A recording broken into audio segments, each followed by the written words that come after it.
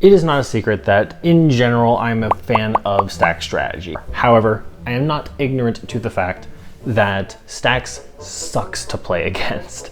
So with that in mind, in this video, we're going to go through the antidotes to some of the top 3 stack strategies, just so that way, if you do run into an annoying stacks player, you can curb stomp them. Hello nerds and nerdettes, welcome to ManaBrain. So the first one we're going to talk about is the sacrifice stacks strategy. And there is going to be a common theme throughout the different antidotes, which is tempo. So the way that sacrifice strategy works is you want to keep depriving your opponent of resources while you either A, get a benefit from them sacrificing resources, or you favor your opponents getting rid of things more than you get rid of things.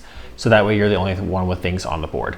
The reason I wanted to do this one first is because this one's a bit of a no-duh, is you have to create more resources or resources you don't care about faster than your opponent. Now, in my Turgid deck, I kind of mentioned this, I believe, which is Krenko is a really strong counter to a Turgid strategy because Turgid focuses on permanents, not tokens. So if you can create a whole bunch of things to sacrifice instead of the good things, that is the best way to work against like sacrifice strategies. Now, some things it's harder to keep up, such as like things like smoke stacks. Like it's hard to work around those things because that just kind of does a whole bunch of permanents in general, but that also hits the stacks player as well. The one thing you need to do or run in your decks is some sort of like token creation or something that can give you resources outside of the spells you cast. Things such as Smothering Tithe can create treasure tokens, or you can have extra card draw, but we'll get to that one in a second. Now, the next strategy we're going to talk about is the discard stack strategy. And this one revolves around depriving your opponents of resources before they have a chance to cast them. And this can kind of be seen through like mana denial, although that one's a little bit more in the taxes category. Discard revolves around keeping your opponent's hand size as small as possible. So you'll see a lot of cards such as like Thoughtseize or Vicious Rumors, or the one that makes you discard your entire hand and then draw the same amount of cards -1, things like that. And then you also see cards such as like Waste Not or Tiny Bones that get benefits from discard. The best way to work around a discard stack strategy is to be able to refill your hand with resources outside of your standard draw 1 card per turn. Now, this should be a general thing that you should be doing in a commander deck anyway, but I do see a lot of people kind of neglect this aspect of their decks. And as a result, it's easier to deprive these opponents of things. And you also find that the people who run these kinds of decks tend to run out of cards anyway in the late game. So cards such as like Risic Study or Consecrated Sphinx help a lot with this, but then you also have artifacts such as like Staff of Domination or Mind Stone can help a lot with this if you have some sort of graveyard recursion. These are different routes that you can go, and there are better versions of these, although Risic Study is pretty busted.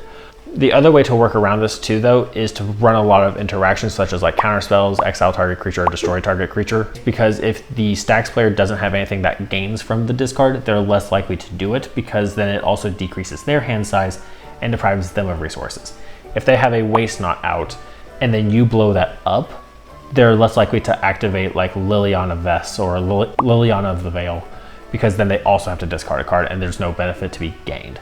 And now the last one we're going to talk about is the taxes strategy. And this one is bar none probably the most frustrating and the most hated of all the stack strategies. Now this is like my Grand Arbor tax deck, and the general workaround is you have to stay ahead of your opponent's tempo whilst also shutting down their resources. Now, taxes can be seen in cards such as Grand Arbiter, Trinisphere, things that protect them such as like Ghostly Prison or Propaganda. However, I do think the mana denial category also fits into this.